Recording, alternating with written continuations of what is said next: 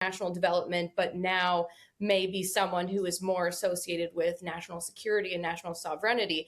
That's not necessarily a reflection of bias. Those are just the times we live in. All people of all sorts of political parties, even Democrats in the US and beyond, are moving away from climate change as a penultimate goal. And I think that's more reflective of the times we live in than any sort of bias. Everybody agree that moving away from climate change as a topic that needs to be tackled is going to happen globally? Whether it should or whether it is a different question, right? Climate change is an urgent crisis. We are seeing rapid shifts in extreme weather, and we know that this is something that needs to be dealt with. But unfortunately, we are in a global moment right now of extreme instability and warmongering that is happening among a variety of nations. And so that is something that is going to have to be the chief focus of the United Nations going forward. You know, we have our own president has gone in and seized the president of another country and brought him into the United States, has talked about going after Mexico, after Canada, after Greenland. So there's a variety of things that are happening right now. And then you have Russia and Ukraine. We have the issues, as KJ brought up, there's issues with China.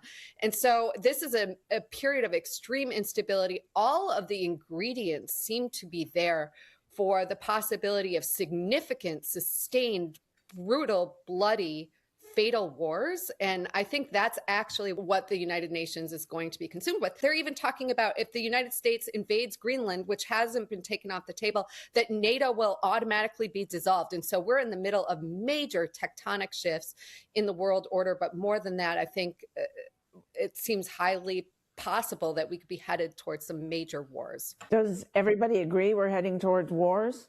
Or are the wars coming from the Trump administration, which was, of course, behind the move to grab Maduro, which was unprecedented, really? No, we are not. I wholeheartedly disagree with everything Aaron just said, and it's not even backed up with facts. First of all, if you have been watching the news, most Venezuelans are happy about the liberation and removement of this terrorist, this narco terrorist who has never been shown to be the president of Venezuela.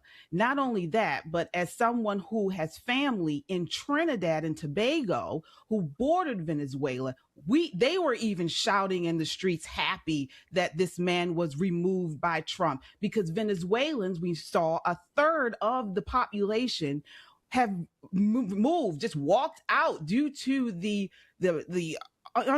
inhumane treatment of his people. This was a liberation of Venezuela. What are the chances at this point? Do we all agree it's 0, 25%, 50%, something else, that a woman will be appointed Secretary General to the United States? And why has it taken us so long to get to the point where we still haven't had one female UN Secretary General? Bonnie, it's heartbreaking, right? I mean, we've never seen a woman as UN Secretary General. It is such an important position. There are absolutely women who are qualified and able to serve. And I don't want to come from a place of despair. One thing that I have found irritating in the news coverage of this is this idea that, well, because Trump is president of the United States, we should just check out of the idea of putting a woman into that position, that we should just proactively say, forget it, we're not even going to try. And so I will be one of the first people in line crying tears of joy if we get someone like Michelle Bachelet or another very qualified woman. Those women are out there, they're available. And if not this round, I hope we get it soon. But in any case, whoever takes this role is going to have a real hot mess on their hands. There's zero reason why Donald Trump being president would somehow discourage the appointment of a woman to that position. I mean, during his first term, he sent a woman to represent the U.S. at the United Nations. During his second term, he tried to send a woman there, Elise Stefanik. The nomination didn't work out. But there's no evidence that Donald Trump would somehow work less with the UN if a woman was in charge of it. But we're talking about a world that has been really unstable for the past few years and has become much more stable under Donald Trump. In Ukraine, you've seen finally, after years of stalemate, progress toward negotiations toward the end of the war that Russia started when it invaded Ukraine. You've seen hostilities wind down between Israel and the Palestinians in Gaza.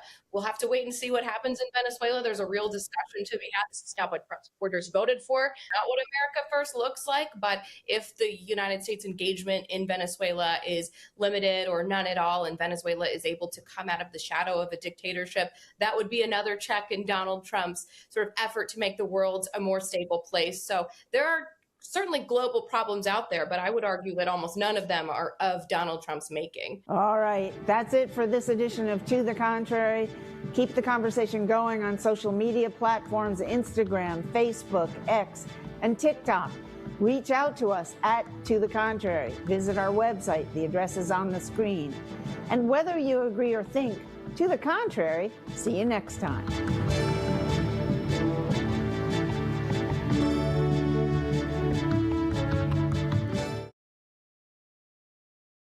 Funding for To the Contrary provided by the E. Rhodes and Leona B. Carpenter Foundation, the Park Foundation, and the Charles A. Freoff Foundation.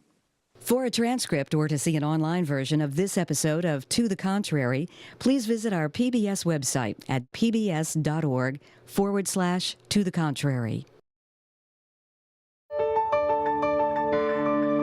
You're watching PBS.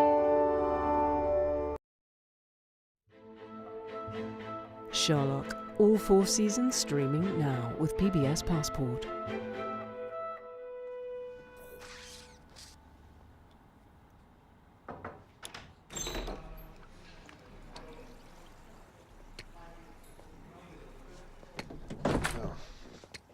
Bit different from my day. You've no idea. Mike, can I borrow your phone? There's no signal on mine. Well, what's wrong with the landline? I prefer to text. Sorry, it's in my coat. Here. Use mine. Oh, thank you. It's an old friend of mine, John Watson. Afghanistan or Iraq? Sorry? Which was it, Afghanistan or Iraq? Afghanistan. Sorry, how did you... Ah, Molly, coffee, thank you. What happened to the lipstick? It wasn't working for me. Really? I thought it was a big improvement. Mouth's too small now. Okay. How do you feel about the violin? Sorry, what? I play the violin when I'm thinking. Sometimes I don't talk for days on. And would that bother you? Potential flatmates should know the worst about each other. Well, you told him about me. Not a word. Then who said anything about flatmates? I did. Told Mike this morning that I must be a difficult man to find a flatmate for. Now here he is, just after lunch with an old friend, clearly just home from military service in Afghanistan. Wasn't a difficult lead. How did you know about Afghanistan? Got my eye on a nice little place in central London. Together we ought to be able to afford it. We'll meet there tomorrow evening, 7 o'clock. Sorry, got a dash. I think I left my riding crop in the mortuary. Is that it? Is that what? We've only just met, and we're going to go look at a flat. Problem?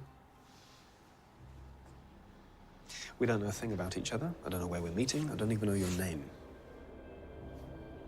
I know you're an army doctor and you've been invalided home from Afghanistan. I know you've got a brother who's worried about you, but you won't go to him for help because you don't approve of him, possibly because he's an alcoholic, more likely because he recently walked out on his wife. And I know that your therapist thinks you're limp psychosomatic, quite correctly, I'm afraid. It's enough to be going on with, don't you think? The name's Sherlock Holmes and the address is 221B Baker Street. Afternoon. Yeah, he's always like that.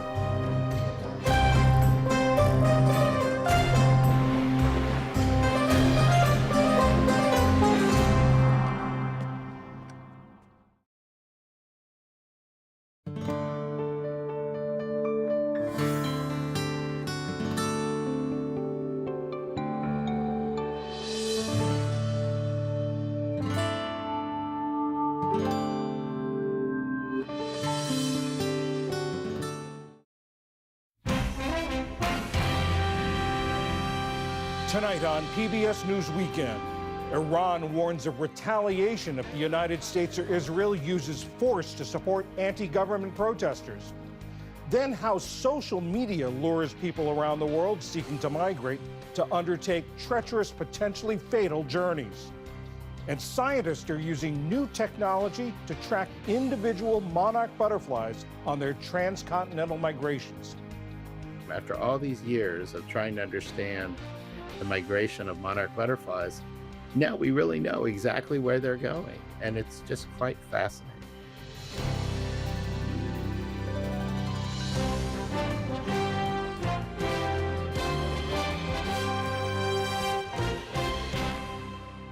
Major funding for PBS News Weekend has been provided by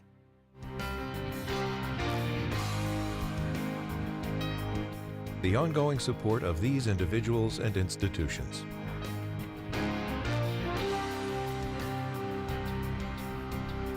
And Friends of the NewsHour.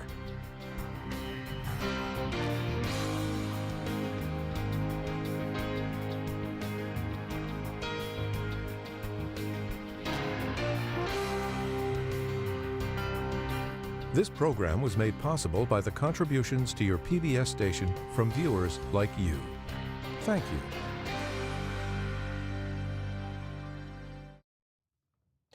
Good evening, I'm John Yang. As anti-government protests in Iran and the ruling regime's bloody crackdown on them both intensify, Tehran warned the United States to stay out of it. White House national security advisors are said to be weighing a broad range of potential responses, including direct military strikes, to present to President Trump, who says he stands ready to help the protesters. Today, the hardline Speaker of Iran's parliament said U.S. intervention could have dire consequences. And I have a message for the delusional American president. In order to avoid miscalculations, be aware that if you take action to attack Iran, both the occupied territories and all U.S. military centers, bases, and ships in the region will be considered legitimate targets by us. While numbers are hard to know with any certainty because Iran's internet and phone service are blocked, a human rights watchdog group told the Associated Press that more than 500 people have been killed and 10,000 detained. Iran's top prosecutor said rioters would be dealt with without leniency, mercy, or appeasement. Bob Weir, guitarist, songwriter, and founding member of the Grateful Dead, has died. Sugar magnolia, blossoms blooming, it's all empty and I don't care. Weir co-wrote one Grateful Dead classic, Sugar Magnolia, and sang lead vocals on another, Truckin'. His inventive timing on guitar helped define the group's sound, which became the soundtrack of 1960s counterculture. In a statement, Weir's family said he had beaten cancer but died as a result of underlying lung issues. Bob Weir was 78 years old. By some estimates, about 90% of all prescriptions in the United States are filled with generic drugs. Insurance companies encourage their use over brand name medications to reduce health care costs. The Food and Drug Administration says that all agency-approved generic drugs have the same high quality, strength, purity, and stability as brand name drugs. But a ProPublica investigation found that the FDA rarely tests the quality of generic drugs, many of them manufactured overseas. National reporter Debbie Zinziper of ProPublica was one of the authors of that investigation. Debbie, the FDA doesn't test these drugs, but you independently tested some of the most widely used generic drugs. What did you find? Yeah, we did, because the FDA isn't regularly testing drugs. And what we found in this testing is that there were certain versions of widely prescribed generic drugs that had concerning results because they didn't dissolve properly in the body. Have patients or other people expressed concerns about this in the past? Absolutely. And it's one of the reasons we did the testing in the first place. And that is because doctors, pharmacists, consumers, academic researchers, even the Department of Defense has raised concerns about the quality of some of our generic drugs. And despite all of that, the FDA does not have a regular testing program. The agency doesn't regularly test for quality and safety issues. Do they do that with brand name medications? No, I mean, the FDA publicly reports the names of the drugs that they test, including brand name drugs and over-the-counter drugs, but there's no regular testing program. They say they test based on risk, But what we found is that they're not regularly testing drugs coming in from some of the most troubled factories overseas. What's the FDA's rationale for this? The FDA just didn't think it would work right because they would only be testing a sample, a small sample, a moment in time, and it wouldn't necessarily pick up on trends and wider concerns. But the Department of Defense is now testing 40 or so drugs because they are concerned about contaminants and other things that can go wrong. Not all generics are the same as brand name drugs, and doctors and patients have been saying that for years. Talk about what patients are saying. Have there been specific cases where people have said that the generic doesn't feel the same as the brand name, or that they wonder about the effects? Absolutely. And that's really what struck us as reporters, is how many people just turn to social media and say something's not right with this drug. One of the drugs we had tested was bupropion. It's an antidepressant. And so many people for so many years have been saying when they switch from the brand Wellbutrin to a generic, or from one version of a generic to another, they get all kinds of funny symptoms, or worse, they just feel the drug is ineffective. And doctors might say, well-meaning doctors who are busy might say, something's wrong with, it's just you, it's your body, or it's Mother Nature, or it's God, or it's bad luck. But it actually might be that that drug, that version, doesn't work the same as the brand. And for too long, we haven't really been asking those questions. In addition to testing these generics yourself, or the ProPublica doing it, you've also created a tool where people can check what's in their medicine cabinets. Tell us about that. We really at ProPublica wanted to empower consumers to take control of their own healthcare by creating a tool. It's free, it's a lookup tool, it's called RX Inspector, where you can actually take the information on the labels of your pill bottle, stick it in this tool, figure out where your drugs were made, the factory that made it, and whether that factory has ever been in trouble with the FDA for substandard manufacturing practices. And where do people go to get this tool? Right on ProPublica's website. We're free. It's called RX Inspector. And I think it's important to note that even if you find something, a bad inspection for a factory that makes your drug, it doesn't necessarily mean that your generic is unsafe and that you should stop taking the drug, right? I mean, you should always talk to your healthcare provider. But we really felt like this was information that had never been made public before, not by the FDA and not by the drug makers themselves. And so we spent many, many months putting this tool together for consumers. Debbie Sinziper of ProPublica, thank you very much. Thank you for having me. Still to come on PBS News Weekend, how social media can affect people on the move around the globe, and new technology that's helping scientists better understand monarch butterflies. This is PBS News Weekend from the David M. Rubenstein studio at WETA in Washington, home of the PBS NewsHour, weeknights on PBS. Many people use social media to document the things we most enjoy in our lives: vacations, gourmet meals, or even the latest TikTok dance. But it can also be used to influence people who want to seek better lives, often through dangerous journeys that can have tragic results. This report was produced by the students in the Global Reporting Program at the University of British Columbia and is narrated by Andrea Crossan. These people are celebrating making it to Europe, celebrating the end of a long journey and they hope the beginning of new lives. And for many, the first thing they do is reach for their phones to share their life-changing news on apps like TikTok, Instagram, and Facebook. Yes, like people talk about it on social media like Facebook and all that. People are also on TikTok because it's what a lot of people use now. 24-year-old Sana de Silva is an amateur soccer player who lives on the Spanish Canary island of El Hierro. He saw videos like these when he was living in Senegal, hoping to someday make his way to Spain. There are people on the journey who take video and show people that this path is fine and that they're not afraid, that no, it's not very dangerous, that any person can take this route. But what he discovered was very different. The videos rarely show the reality of the journey on these overloaded, barely seaworthy boats where urine and diesel fuel slosh around passengers' feet and violence is common.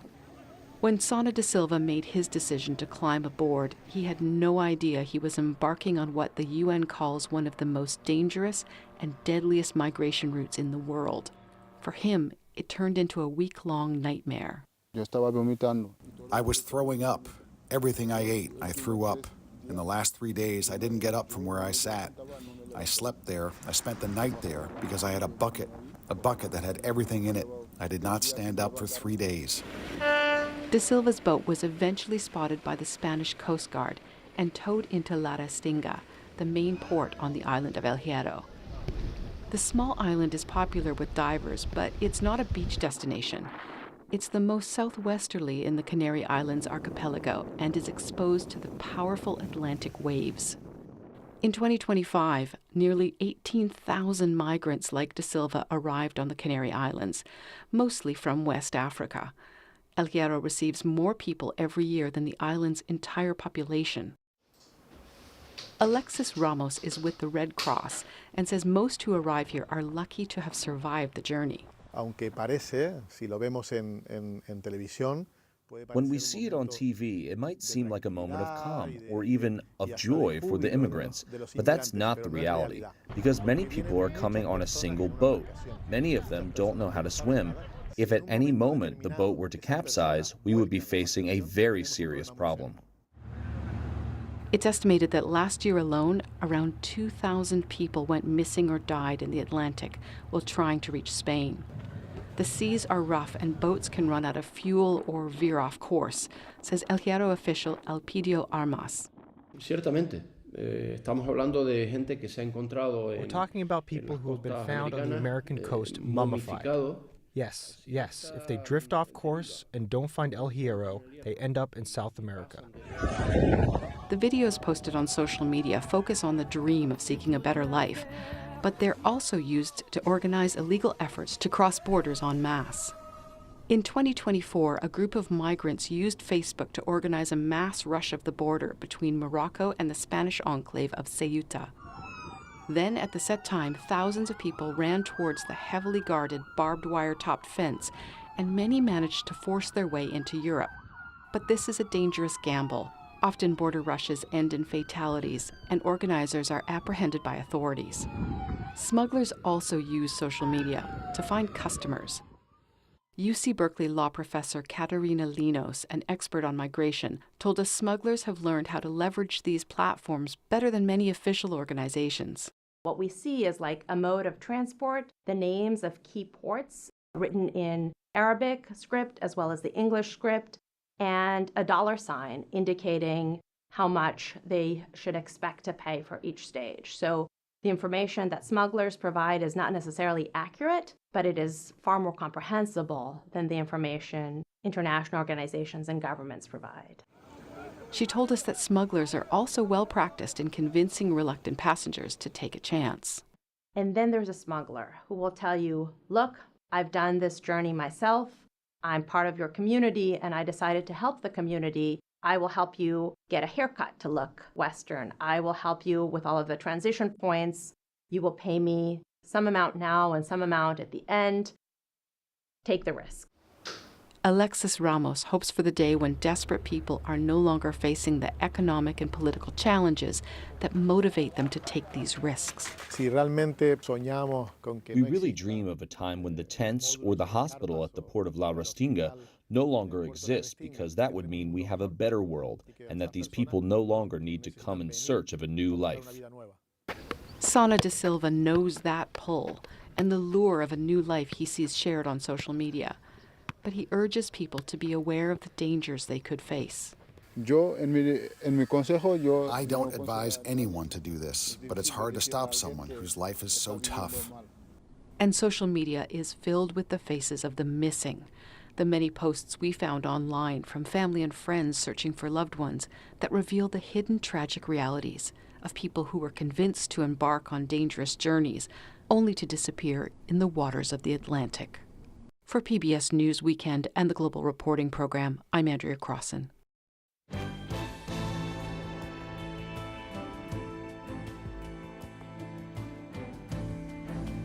Monarch butterflies make one of the most extraordinary migrations in the natural world, often traveling thousands of miles across North America. Now, scientists are using new tracking technology to get a greater understanding of those journeys.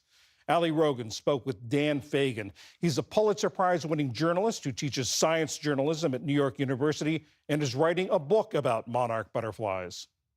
Thank you so much for joining us. Dan, I have to be honest, I wasn't aware of the complicated and long journeys that these monarch butterflies take when they migrate. So tell us about their migration patterns. Yeah, it's kind of amazing what they do. They live one way during the warm weather months when those of us in the U.S. are more familiar with them. But when the weather gets cooler, they change.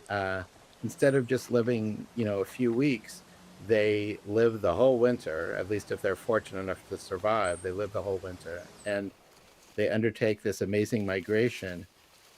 For monarchs in the eastern U.S., they go to Mexico, and for monarchs in the west of the Rockies, they go to the California coast. And they go there because they are very weather sensitive. They can't survive if it's too cold or if it's too hot. So they have found these havens where they can safely overwinter, and that's what they do every year. And you've written about these new tiny sensors that scientists have created to be able to track individual butterflies. How does this work? It's really an amazing development. I mean, people have been using paper tags and sticker tags on monarch butterflies for a very long time, 80 years. You can see where the monarch started and where the monarch ended, but you have no idea where they went in between, which is sort of like trying to read a book with only reading the first and the last page. But now, thanks to this new technology developed by a startup company called Cellular Tracking Technologies, they create radio tags, and they've now figured out how to miniaturize these radio tags so they're small enough that even a butterfly can handle it. And so now, for the very first time, after all these years of trying to understand the migration of monarch butterflies, now we really know exactly where they're going, and it's just quite fascinating. Yeah, to build on your book analogy, now that we know what's happening in the middle of the story, what have we learned? We knew that monarchs are affected by weather, but we didn't really realize until we have these new tracks just how far off course they get blown when the wind is blowing the wrong way or it's a rainstorm. They can be blown hundreds of miles off course. Yet the amazing thing is their navigational adaptations. They have two different compasses, one that works when the sun is shining and one that works when it's not. And those compasses are so accurate that even after being blown far off course, many of them anyway can recover and head back down in the correct southwesterly direction all the way to Mexico. Another thing that really wasn't well understood is we kind of assumed that almost all these monarchs went to the same small area in Mexico and also some specific areas in California. But now that we have these tags, we can see that they're also going lots of other places too. And it suggests that maybe the monarch is going to be more resilient to climate change and all these other problems that it's facing than we had feared. Monarch populations have been declining. What are some of the factors that are leading to that, and why should we be concerned about what's happening? Monarchs need to find just the right narrow temperature range to survive in the winter and also in the summer too. And climate change is changing temperatures, it's changing their habitat, it's making it harder for them to find the nectar plants that they need. The second thing you asked me was why we should care, and that's a really interesting question, because what monarchs really are is just gorgeous. They're beautiful, and they do fascinating things. And it would be just incredibly sad to lose the migration, which is just such an amazing natural phenomenon, really not duplicated anywhere else in the natural world. And truly, the fact that they're gorgeous is quite enough. Dan Fagan, writing a book about this. Thank you so much. It's a pleasure to be with you.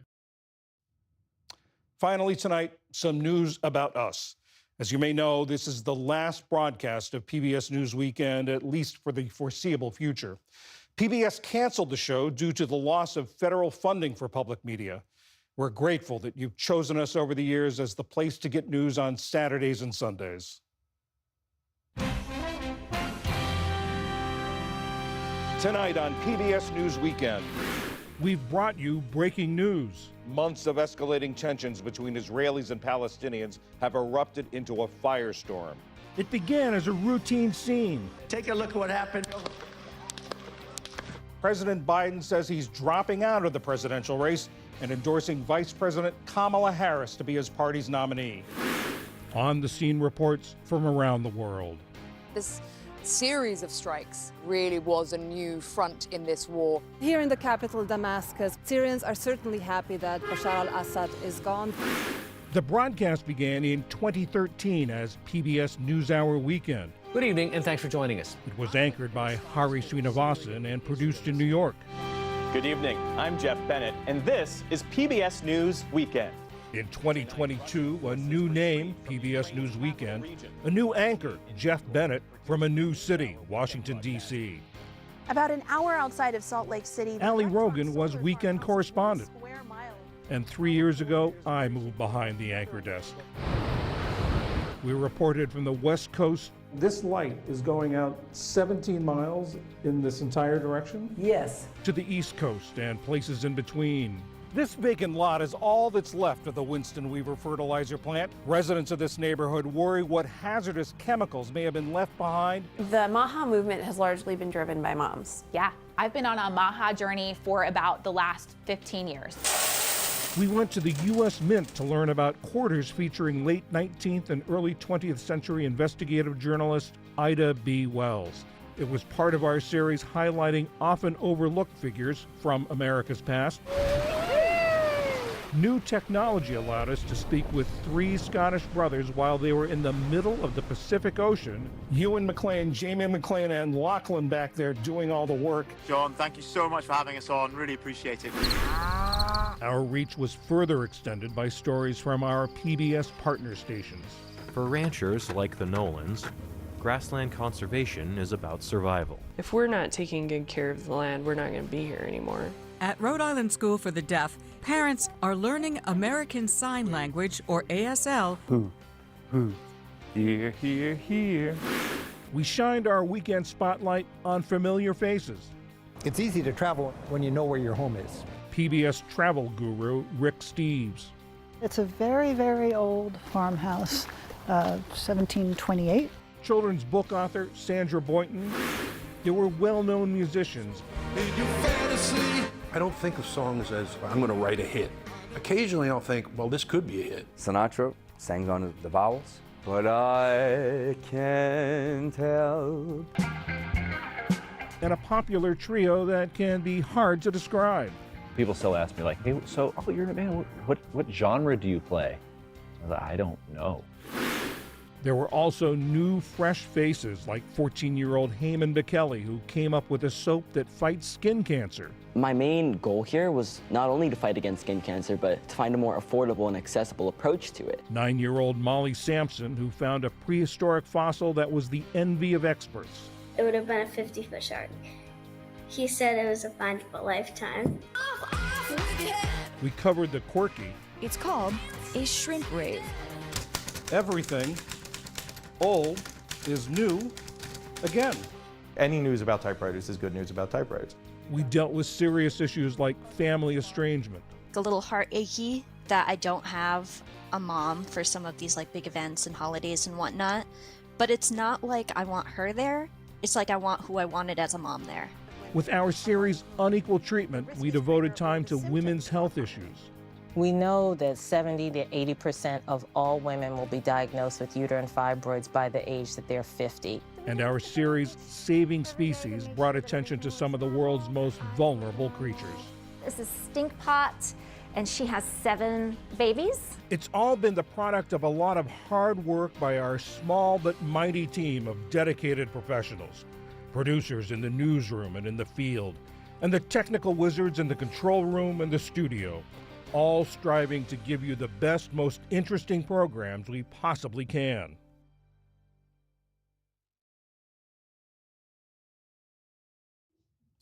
Starting next week, new programs will be in this time slot.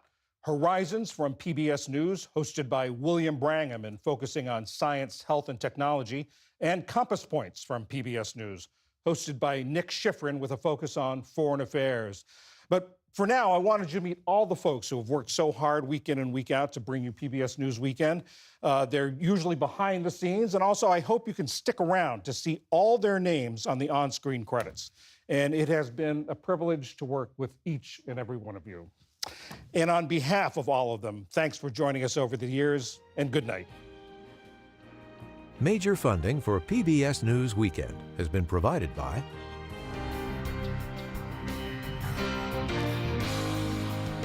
the ongoing support of these individuals and institutions.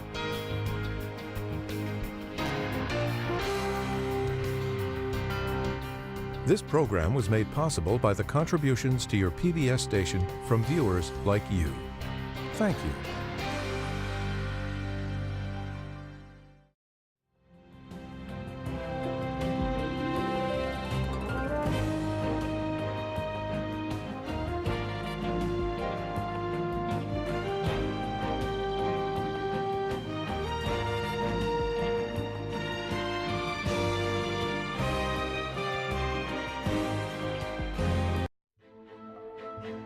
Sherlock, all 4 seasons streaming now with PBS Passport.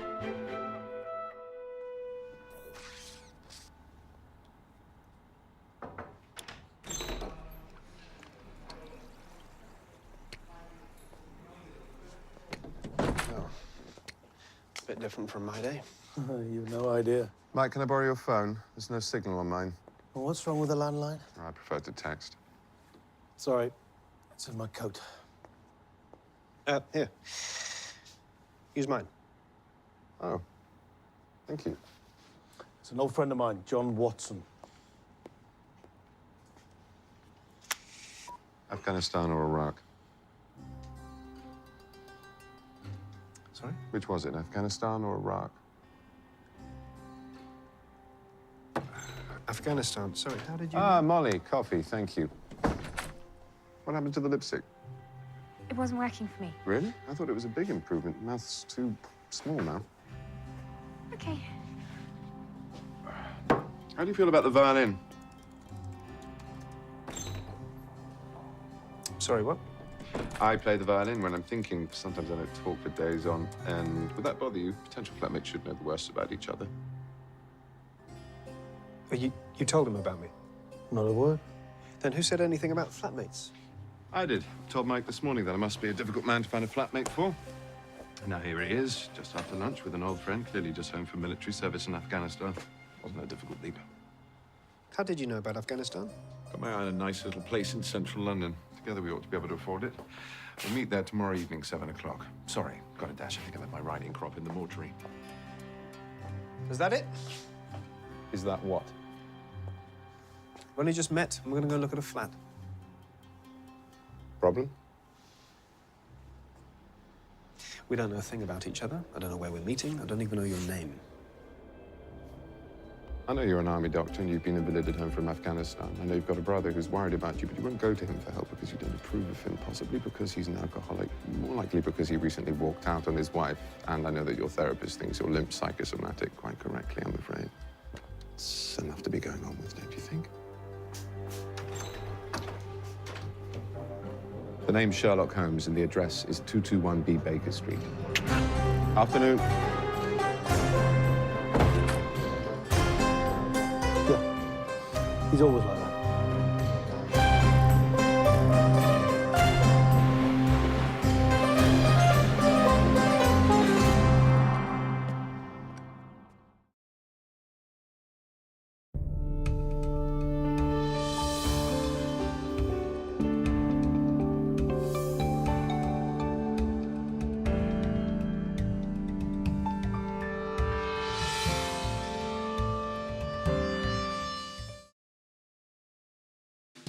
Donald Trump often says he's not a neoconservative, not an interventionist, and not a nation builder.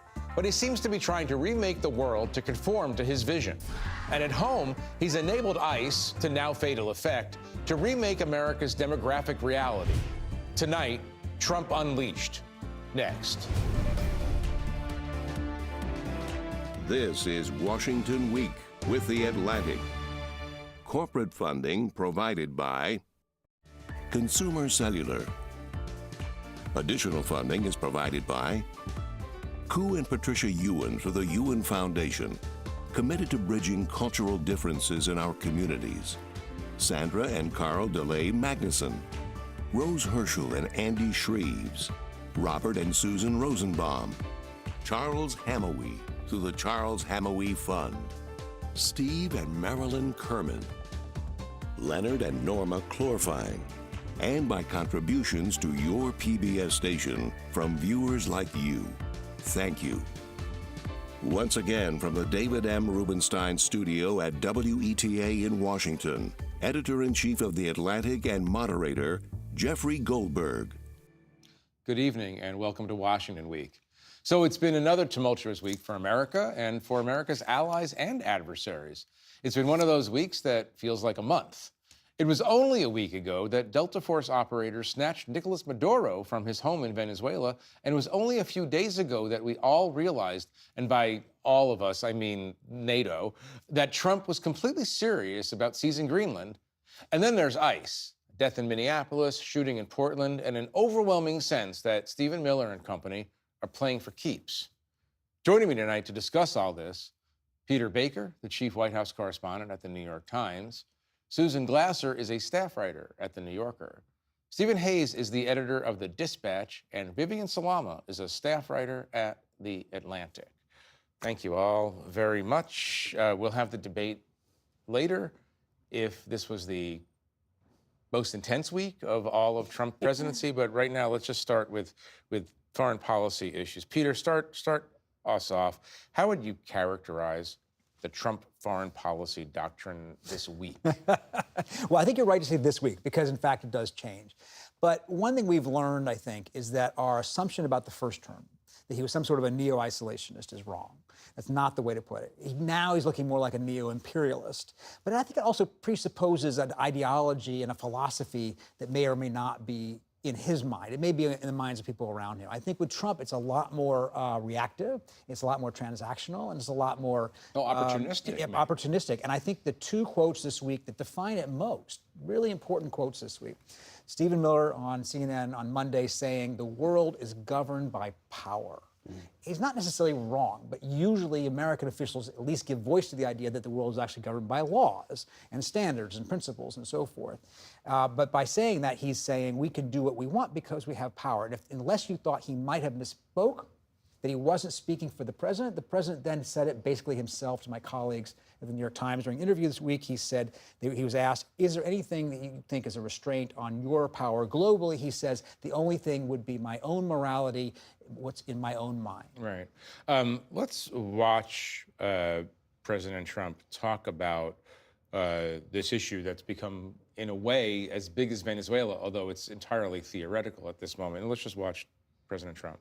We are going to do something on Greenland, whether they like it or not. We're going to be doing something with Greenland, either the nice way or the more difficult way.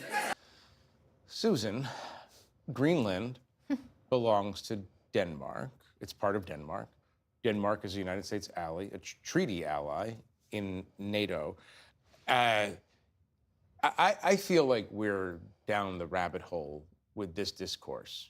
Is that fair? Yeah, I mean, I think it's not discourse. You know, there will be an argument. We don't know how history will look here, but there is a strong case to be made that by threatening the use of the American military against our NATO ally, Denmark, and demanding that they turn over this territory, literally a statement being cheered in Moscow right now because it's so reminiscent of what Vladimir Putin said to Ukraine before he invaded it. You could say this marks, in a way, the effective end of NATO as we knew it, Jeff. Underpinning NATO is the Article 5 guarantee of mutual defense. Is there anyone really at the end of this week who can convincingly claim to be sure that the United States will unequivocally come to the aid of its allies when it is threatening military force. You had the Prime Minister of Denmark, in fact, making this point this week, saying that Donald Trump's military threats against Denmark, were he to move forward at all, would be the end of NATO. And I think, again, it's a great example of the difference between Trump 1.0 and Trump 2.0. Donald Trump, according to the reporting Peter and I did for our book about his first term, spent years privately talking about this. Many of his own advisors thought he was literally delusional when he spoke of taking over Greenland in the first term. Here we are in the second term. That quote from Stephen Miller, it was in response to a question about why should the United States be threatening to take over Greenland? And Stephen Miller said, we can do anything we want, specifically about Greenland. Stay on the book for 1 minute. He told you, Donald Trump told you in 2021, when you were interviewing him, the both of you, for the book, that basically he looked at a map, said Greenland's really big, looked good as part of America, so let's do it. I mean, that's the bottom of the ideology, is that it looked good on a map. Set the scene for that interview and that extraordinary moment when you realize, oh, he just is imagining this landmass 5 times the size of France just being part of America, the United States, because it looks good. Well, we were an hour and a half into the interview, and his aide moved to end the interview. She was like, last question. And so we said, well, wait a minute, one more thing. And the reason that we asked about Greenland, Jeff, is because our sources had been telling us that it wasn't just this sort of punchline of late night comedians, that it wasn't the passing whim of Donald Trump in the summer of 2019 when we all found out about it, but that for years he'd been asking people about it. So we wanted to ask him. And I think that is a very revealing quote that helps us to understand what's happening today. He said, quote, it's like a real estate deal, except it's a lot bigger, obviously. And he said, I looked on a map. I love maps. I'm a real estate guy. It's just like a corner store. So I'm in real estate. I look at a corner. I say, I got to get that store for the building that I'm building, et cetera. You know, it's not that different.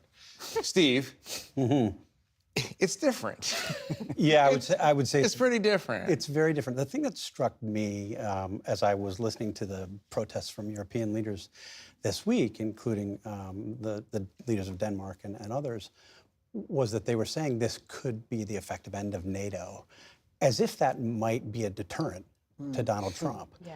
I don't think that will necessarily stop him, because I think that may be part of what he wants. But wait, come back to this, because Peter makes the point that there is no real ideology operating here. So why would Donald Trump be interested in ending NATO as a defense treaty? So I agree with Peter entirely that there's no ideology. I also think that there's no Trump doctrine. By definition, if we're saying what the Trump doctrine is this week, it's not a doctrine. But if you look at what Donald Trump does, this is in the national security strategy. You can see it in his rhetoric. You can see it in the rhetoric of people from Marco Rubio to J.D. Vance to Stephen Miller. He wants to dominate this hemisphere. It matters to him more than anything. And in that sense, maybe it is more like real estate than we are allowing. But the unstated corollary to that is that our adversaries in other parts of the world can also dominate their backyards. Leave us alone, we'll have this. It's an old-fashioned spheres of influence kind of view of the world. You know, you mentioned that Stephen Miller has said some very interesting things this week. Maybe to me, this might be the most interesting. He said, what is their basis of having Greenland as a colony of Denmark? The United States is the power of NATO. For the United States to secure the Arctic region, to protect and defend NATO and NATO interests. Obviously, Greenland should be part of the United States. Vivian, if you carry this theory through to its logical conclusion, in his mind, any part of a NATO country's territory that's important for U.S. security should be part of the U.S., which is to say, if you want to make the argument that Poland is important for American security, then he's sort of arguing that we should be in charge of Poland because it can't be left to the Poles. I mean, what is he saying, and where do these thoughts emanate from? What corner of the Republican Party is this coming from? Because I'm not familiar with this kind of thinking in this century. So, I mean, one of the things that has driven President Trump's interest now in having this corollary to the Monroe Doctrine, as they called it in the National Security Strategy, is this concept that 40 years ago, President Reagan was a champion of Western Hemisphere dominance. You know, he was trying to end the Cold War and reinforcing American position in the Western Hemisphere, but also kind of bridging tensions with then Moscow, the Soviet Union, before its collapse. And he believes that President Reagan was a strong president on the Western Hemisphere, and so for the sake of his legacy, he needs to do this too. I mean, is there a little bit of a desire for, you know, a Riviera of the Arctic in President Trump's mind? Possibly, but, you know, he keeps talking about it in real estate terms. But at the end of the day, he sees this as part of his legacy. He's thinking about his legacy. Presumably, we are in his last term in office. But stay on this Miller idea. It sounds like they're completely unilateral in their approach, that they have contempt for NATO, and I guess what the big question on the table is, what is the future of NATO if this is the current attitude of the president and his most trusted advisors? They've never hidden the fact that they have contempt for NATO. President Trump has said all along that he believes that the U.S. is treated unfairly and that the U.S. does more for NATO than NATO ever does for it. He has repeatedly said that he prefers bilateral defense agreements and trade agreements to any kind of multilateral. And so NATO is the culmination of that. He's hammered allies for failing to put in enough defense spending. And to an extent, he was successful. I always thought that or sometimes I would think, because the doctrine shifts from week to week, on occasion I've thought that his talk about NATO paying its fair share, or we're going to leave, we're not going to defend you unless you pay, that was just the businessman Donald Trump trying to squeeze more money out of their allies. I don't have, as an American taxpayer, I don't have a particular problem with that. But I think what we're getting now is a larger disdain for the existence of the alliance itself. And yet he stopped short. This week we heard him come out and say, you know, the United States will still support NATO even if NATO doesn't support the United States. He constantly pulls back on Although he these was threats. asked actually by Peter's colleagues at the time, specifically on Greenland, they said to him, sir, it may come down to a choice between Greenland or NATO, and he stopped short of saying, well, of course, NATO. He said, I'd have to think he's not going about to give that. away his negotiation. And look, Jeff, I think that the record is pretty clear that Donald Trump has a long-term contempt for NATO. Going back to his first campaign, he said it was obsolete. He has had a consistent predilection for essentially denigrating even the concept of alliances, looking to treat, you know, as a one-on-one equal with our adversaries. When it comes to this idea, by the way, of treaties, Donald Trump has a bilateral treaty with Denmark. It's not a multilateral treaty. He has a 1951 defense treaty signed by Harry Truman that already gives the United States military essentially the untrammeled right to do as it pleases. The U.S. could move 100,000 troops absolutely in a NATO framework onto Greenland. So it's not about that. He said in the interview, I need for psychological reasons. Psychological is his quote. I need it for psychological reasons to actually own it. It's different if you own it rather than lease it. Again, the real estate thing. So renting versus buying? But the other thing I would, a little bit. I would, in fact, by the way, there was a rent lease back option they looked at in the first term we discovered when we were doing our reporting. But take the next step, okay? Who else hates NATO? Vladimir Putin hates NATO. Let's now then take the consequence of what we're talking about the next step. All right, if Article 5 no longer has any meaning, if Article 5 the mutual defense thing, because we're about to actually, by the way, when Harry Truman set up NATO, I don't think he thought that the only country that would ever actually attack NATO in order to take territory might be the United States. Right. That's the scenario. The only time Article 5 has ever been invoked was after 9/11. Right, and not help protect the and not a territorial conquest. The only territorial conquest that may actually take place out of a NATO country would be by the United States, as he is talking about. Not, does he really got to do it? Who knows? But the consequence of this is, at the same time we're trying to negotiate a peace deal in Ukraine, we're saying we're going to give security guarantees. Article 5 like security guarantees to Ukraine. Why on earth would that be a meaningful thing if the United States can't be counted on for the Article 5 security guarantees it already has? Okay, crazy question. Could Denmark, if this gets more dramatic, could Denmark go to NATO and say, we're invoking Article 5. You must rise to the defense of Denmark against the threat from the United States. I mean, they've suggested as much, right? Yes. I mean, I think that's... And that is feasible. Right. I mean, I think that would seem like a crazy thing to do. No, I feel like we're to playing suggest, risk on ketamine right now, you know, actually. so many of the things that we've seen. I mean, I don't know if you've over the ever past done few that, weeks. but yeah. Jeff, that was a little too specific. Yeah. I have never played risk on ketamine. Okay. Thank you very much. There was another line from Stephen Miller's interview with Jake Tapper earlier this week that hasn't gotten nearly the attention I think it ought to have. And he was describing the post-World War rules-based international order, of which the United States is the primary author. And he called it a period when we were groveling and asking for favors. That is not really anybody's understanding of what's happened in the building of that order, in the furtherance of U.S. interests. But Stephen Miller, we keep talking about Stephen Miller. He's the Deputy White House Chief of Staff, incredibly important and influential advisor to Donald Trump, maybe more influential than just about anybody With else. a coherent ideology or set of ideologies. Yeah, evolving, but or so, but yeah. But coherent. But even someone that the president himself has joked is more hardline than most in his administration. Yeah. He has acknowledged that repeatedly. But now it connects the dots, I think, between what's happening internationally with Trump's disruption and what's happening at home. Remember that the big picture context here, Jeff, is a world where Trump is not only trying to pivot the international order to make the U.S. sort of on a par with Russia and China, sort of the great powers who will decide the fate of the world, but he's also talked, even in the campaign and certainly since then, that the greatest threat really to the United States is the enemy within. And Stephen Miller is the architect of Donald Trump's campaign to essentially militarize domestic policy as well. So we have the Western Hemisphere, and we have what's happening I do at want to home. come to ICE in a minute. I just have two more questions on this. Well, Steve, tie this together. Tie this Greenland discourse to what just happened in Venezuela, or what's happening in Venezuela. Yeah, well, I think actually Peter got it right earlier. I do think that there was this sense from Donald Trump and from sort of MAGA more broadly that when we were talking about America first, that meant sort of neo-isolationism. And it turns out that, at least in its current context, it means imperialism. And that's what I thought was so extraordinary about the president's press conference last Saturday after the Maduro operation, is he went out and he basically announced that we're going to be an imperial. Yeah, we took it for the damn oil. You're damn right we did. Right. And it really is, I think, if you've been covering this, if you've been paying close attention to this, you kind of understood that that was there, but to have him say it the way that he said it, to have Carolyn Leavitt, the White House spokeswoman, say it the way she said it. By the way, that's one of his Stephen superpowers. Miller. He just says the thing Right. that you suspect may be true. But Vivian, I want to go to another part of this puzzle, Iran.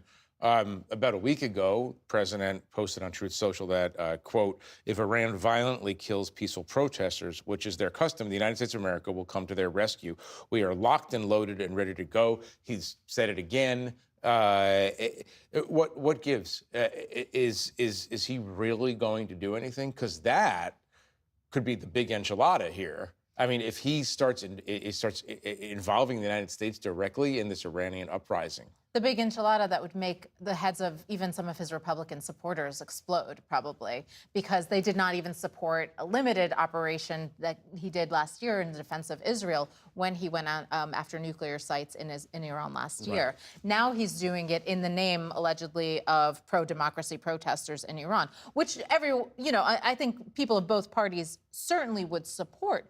But to involve the United States in yet another overseas issue, another overseas matter, to involve the U.S. military, to, if it comes to it, to bypass Congress again, which is one of the issues that we saw here with Venezuela. One of the things that, by the way, European allies are taking notice of, the fact that he bypassed Congress to do the Venezuela operation. Why wouldn't he do it to go after Greenland or to go after Iran? Steve, one of the head-spinning aspects of this, and Vivian stated it directly, to support democracy protesters. Yeah. If there's one thing we understand about Trumpism, is that it's a reaction to the Bush period when we were trying to remake the Middle East as a system of democratic states, which didn't work.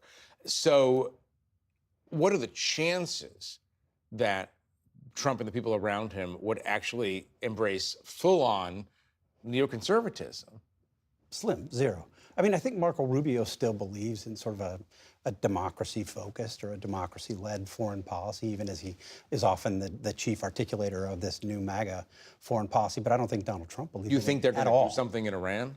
I mean, I don't have any idea. We see the president lending his name to it rhetorically, but look at what he said about democracy and the will of the voters in Venezuela. Yeah. I mean, he threw Machado under the bus. There's no real talk. There's not even really a pretense that that's part of what the American project and if is. that Mar-a-Lago press conference was a blueprint for his foreign operations, then what's to say that he's also not wanting to get involved in Iran also for oil? Yeah, Since he made that very clear. I think being wary of the idea of a blueprint also, to the point about it's not a doctrine, it's not an ism, unless you call a sort of narcissistic unilateralism to be the case. Donald Every Trump, day is day zero.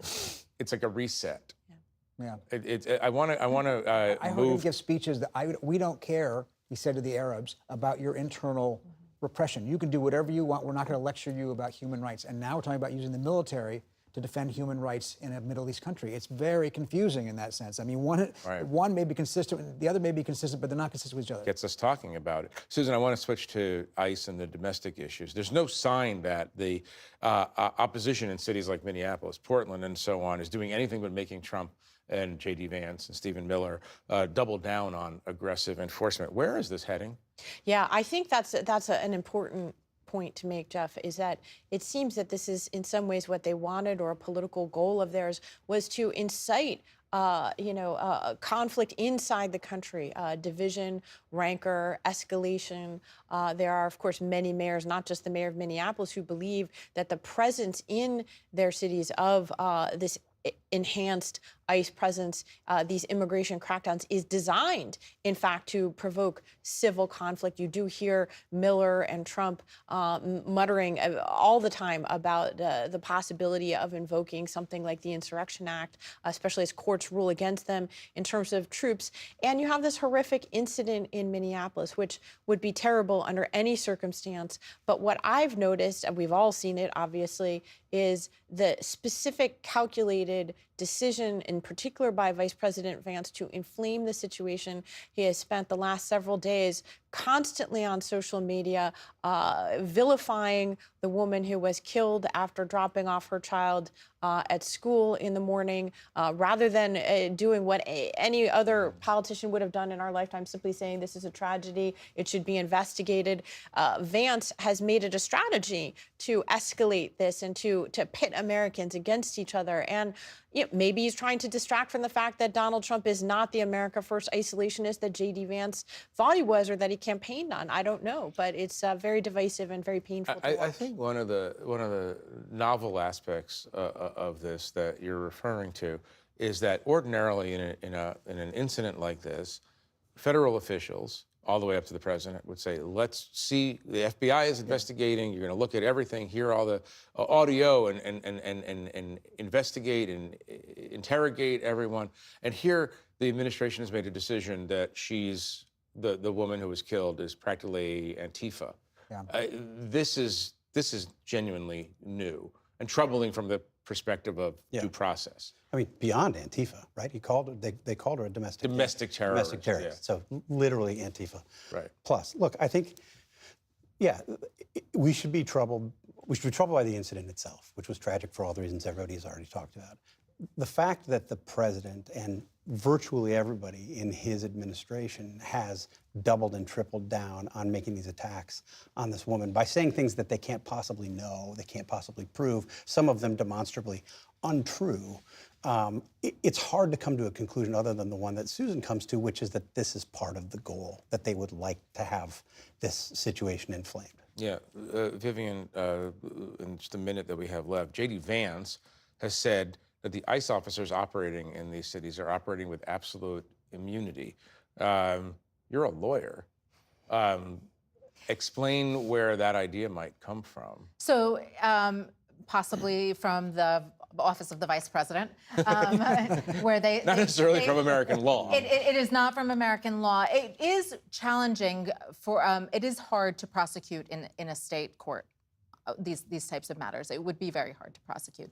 But whether or not they were protected by immunity, that doesn't seem to be the case. And I think one of the underlying themes of everything we've spoken about today is that the White House is now trying to test the limits of executive power. And we've seen that in everything we've discussed over the course of the past week. We've seen that from Stephen Miller's rhetoric and the vice president's as well. And it's extraordinary that they've managed to take it this far on all of these issues. That might be the common theme here, the endless pushing out of the boundaries of executive power. I think it's going to be a continuing subject for us, but I'm sorry to say that we have to leave it there. I want to thank my guests for joining me, and thank you at home for watching. For more on Stephen Miller's influence over President Trump's foreign and domestic policies, please visit theatlantic.com. I'm Jeffrey Goldberg. Good night from Washington. Corporate funding for Washington Week with The Atlantic is provided by... In 1995, two friends set out to make wireless coverage accessible to all. With no long-term contracts, nationwide coverage, and 100% U.S.-based customer support. Consumer Cellular. Freedom calls. Additional funding is provided by Koo and Patricia Ewan for the Ewan Foundation, committed to bridging cultural differences in our communities. Sandra and Carl DeLay Magnuson, Rose Herschel and Andy Shreves, Robert and Susan Rosenbaum, Charles Hamawi through the Charles Hamawi Fund, Steve and Marilyn Kerman, Leonard and Norma Chlorfine, and by contributions to your PBS station from viewers like you. Thank you.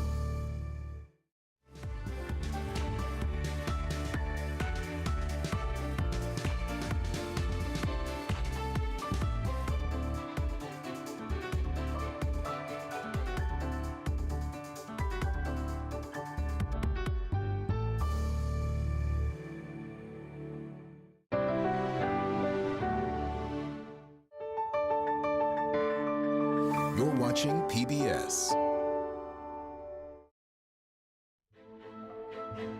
Sherlock, all 4 seasons streaming now with PBS Passport.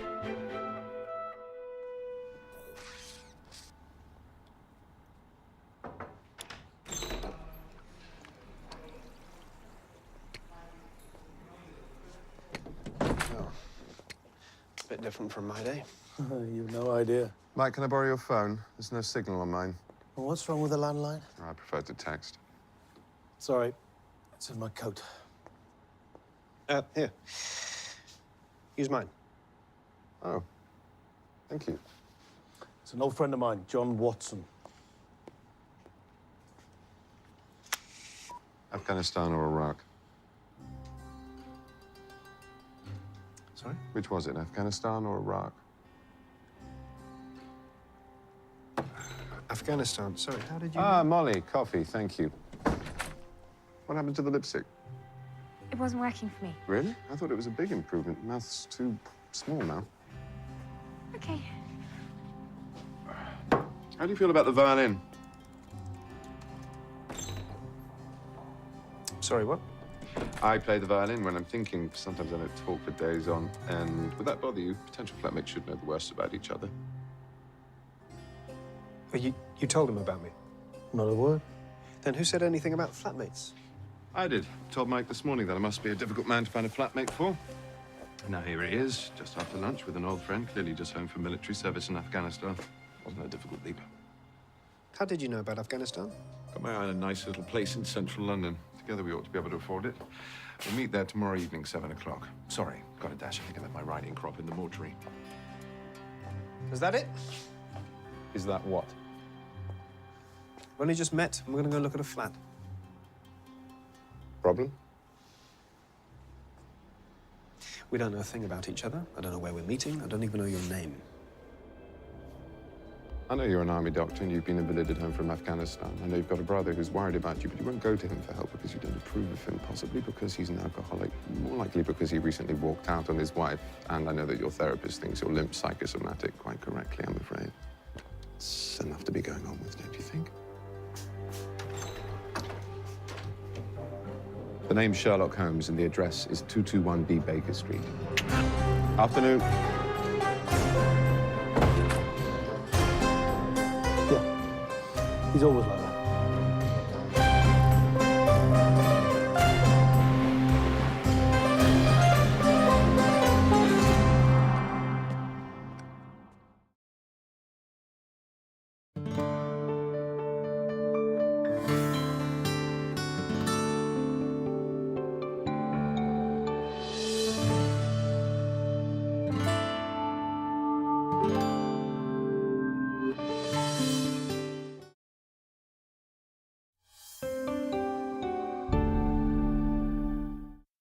Antiques Roadshow is finding flowers and vintage finds in full bloom at Red Butte Garden in Salt Lake City. I think my dad hosed it off in the sink to get some of the dust off once, so I'll tell him not to do that again.